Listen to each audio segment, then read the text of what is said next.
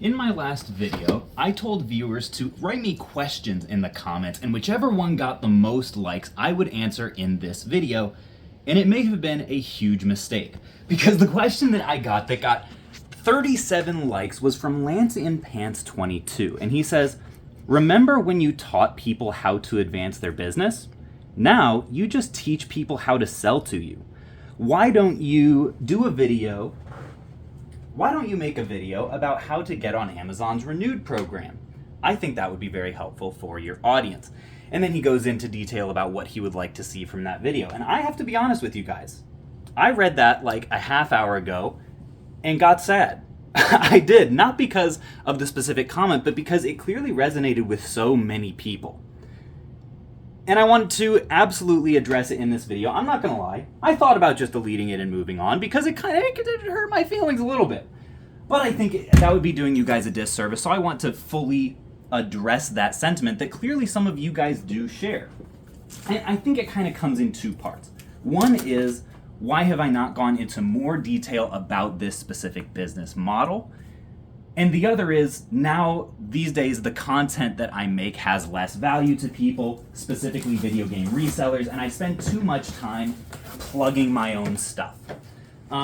So the first one, I have to own up to this because I do think there's a lot of merit to this criticism, because I'm the guy, always have been the guy, who is very abundance mentality, right? Share what you know, share what you have, make connections with people, collaborate, don't compete. That's what I've always been about on this channel. But Lance is right that I haven't made a video describing that specific ungating process for Amazon. It's sort of like the next level of like getting ungated in a specific brand, which I did a video on forever ago. And the reality is, like, to use an analogy, even as much of an abundance mentality guy as I am, there are some limits to that.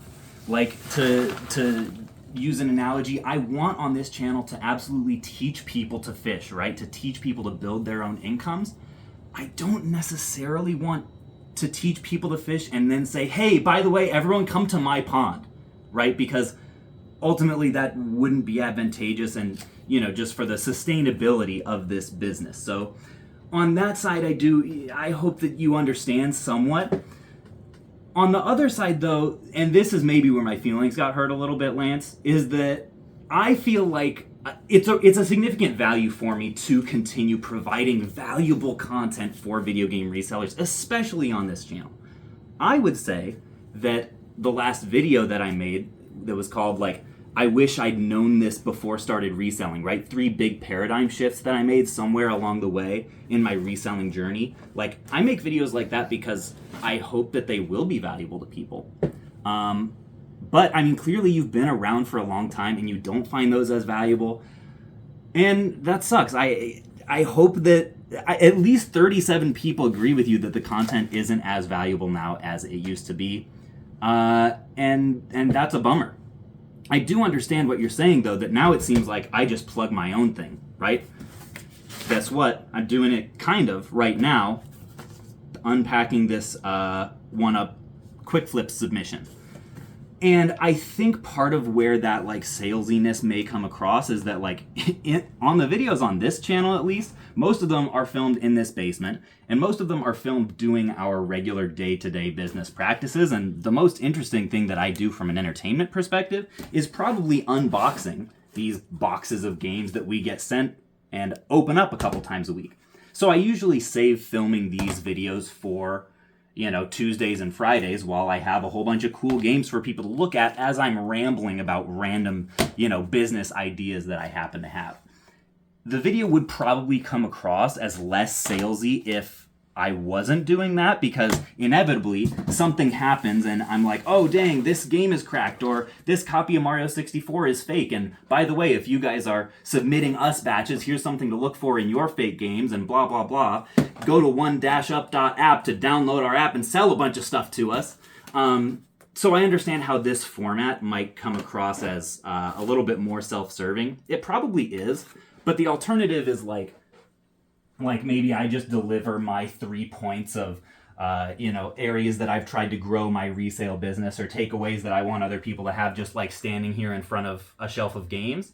And to me, that's just like less visually engaging.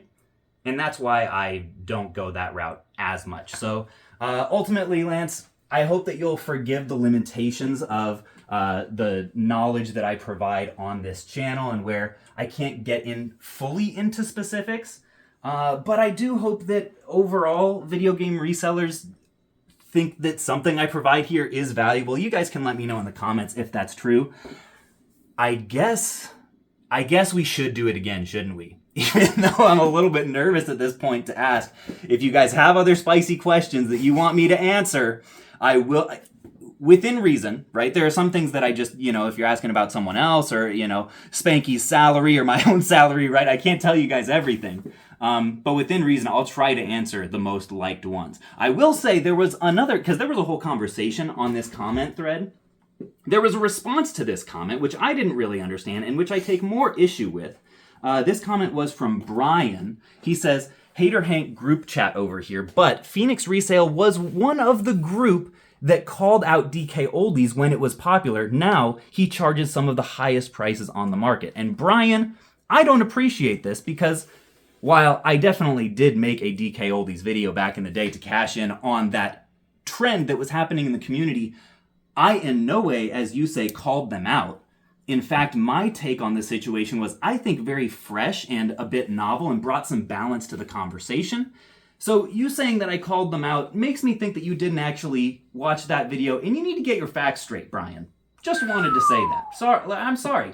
And Lance, I'm sorry in a more sincere way. Hopefully you can find it in your heart to stick around, but if not, it's been great to have you so far. And there are some other great video game resale channels out there that will hopefully provide more value. Next comment, because there were, I would say, maybe 4 that this one had 20 likes. Zbat says, no offense, but you can tell by how that guy packed the order and the quality of the items that he didn't really care and just wanted a quick flip. And this is in response to an order, a buy list package, rather a quick flips package that we got in, that just had a bunch of like loose games and stuff that clearly didn't comply to the condition guidelines. After filming that, I felt a little bit bad for, it's hard to like give an honest reaction to a package like that, while also not kind of putting someone on blast. Because in reality, even if you ignore the condition guidelines, I am still grateful to people for sending stuff in. And using the system and trusting us with all, this very valuable games. So I'm still kind of figuring out how to walk that line when people do pretty blatantly like violate the system. I don't really know what the right answer is. But I do agree. It seemed like they didn't really pay a lot of attention to the condition. But to be fair, and as someone responded to that comment, funny thing is, so does Caleb. We're all looking for a quick flip. That's why we always say buy low, sell fast on this channel. So appreciate the comment, Zbat. Let's see. I like the questions part, Chimchar says. My question would be, my question would have to be, how and what is your 5-year plan and goals for going to this format? This format meaning doing most of our business through quick flips partners and having stuff sent. People send packages like this of stuff to us that have things like Flame Red 3DSs and Donkey Kong Country 2s and F-Zeros and all that stuff, rather than doing as much of like going out and buying collections and looking for underpriced things at pawn shops, etc. That's the model that he's talking about. What's the 5-year plan for it? What if it gets a lot bigger and it's too much? More employees, a new building. Very interested to see where you're at. That's a great question, Chimchar. The question of scaling and like what are we gonna do? What's our contingency plan if like the best case scenario happens and this thing grows? And the reality is like this business right now is very much, it's not optimized for scale. It's optimized for lifestyle, right? And for fun. Like I don't want to have all the headaches of like a huge warehouse and a whole team of employees and insurance and what else is there? Security systems and theft and managing. Yuck. I don't really want to do that, which is why we are looking to, and this is not official or concrete yet, but eventually I'd like to add at least one more buyer that can buy things like consoles to one-up so that if we get overwhelmed, if we're getting too many copies of Midnight Club 3, we can say, okay, you know what, this specific game you can buy now because you have the infrastructure to support it. We'll focus over time, if we have to, on a smaller and smaller number of games and pass off more of those titles to potentially a partner buyer so that we can stay in our cozy little basement, is the current plan. But, check back in 6 months or 6 years and maybe the plan will be totally different. But I'd love to be able to continue to scale the user base and the overall volume that one-up and quick flips are doing, while not scaling my obligation. That's where my head is. So we'll see if that's actually possible. Daniel JC3 says, as someone that's interested in using quick flips, thank you, Daniel, I think it would be really cool to see a step-by-step instruction on how submitting a quick flip batch works. Also, what is the dollar amount that you have to ship to earn a free month? So you earn a free 12 months once you send us $3,000 worth of stuff, and a free lifetime once you send us $10K. But as for your first question of doing a full quick flips video, if anyone out there is interested in doing social media as a career, or specifically YouTube in general, this should be very instructive to you, because the thing is, if I make this video, Daniel is going to be absolutely thrilled because I did what he asked, but Lance will hit the roof because he's saying that I'm doing too much of promoting my own stuff as it is. It's a good example of just the paradox of being a creator, and because these two people, they're within the same niche, right? We're all video game resellers, and yet they want literally opposite things out of the channel. And ultimately, I can't please everyone. And that does, when you're talking about your people, it sucks. So just a warning to any other people who are looking to get into this space. First world problems, of course. This is an absolutely incredible job. But it's very possible that I will make a quick flips video explaining the process. You probably won't see it in your feed. It might be the kind of thing that I make unlisted or private or whatever it is, and then just make a playlist that you can find on the channel on RenXP Sale that is a whole bunch of instructional videos, but that won't necessarily hit people's feed publicly, because I don't necessarily want to advertise, hey, there's a new RenXP Sale video. Oh, it's just a tutorial for the 4 people that actually are interested in this specific it would be more than that, but you know what I mean. Thank you so much, Daniel, for that question. And the last one I believe that we have is from Carla. She says, I understand the idea of doing one thing really well. In the last video, we were talking a lot about focus, right? He who chases 2 rabbits catches none. And I was going really hard on addition by subtraction, combating addition bias, etc. You can watch that video if you're interested. Carla says, I understand the idea of doing things really well, but I also like the don't put all your eggs into one basket motto. Fantastic question, Carla, because we just yesterday were at the world's largest card shop doing an interview with the store owner there, and he sells not just sports cards, not just Pokemon, not just MTG, Magic the Gathering, not just Yu-Gi-Oh, but also video games. They also sell board games, they sell action figures, and I was asking the dude, how, we've had so much success this year by limiting our scope, by going narrow, not wide. Don't like wide, put the blinders on. I just want to flip games on Amazon and buy from other resellers, right? That's our current model. But he's had so much success doing the opposite, largely by increasing his team and hiring people that allow him to expand the things that they can truly specialize in. So when that video comes out, I hope that you like his response. But you're absolutely right that there's no one model, right?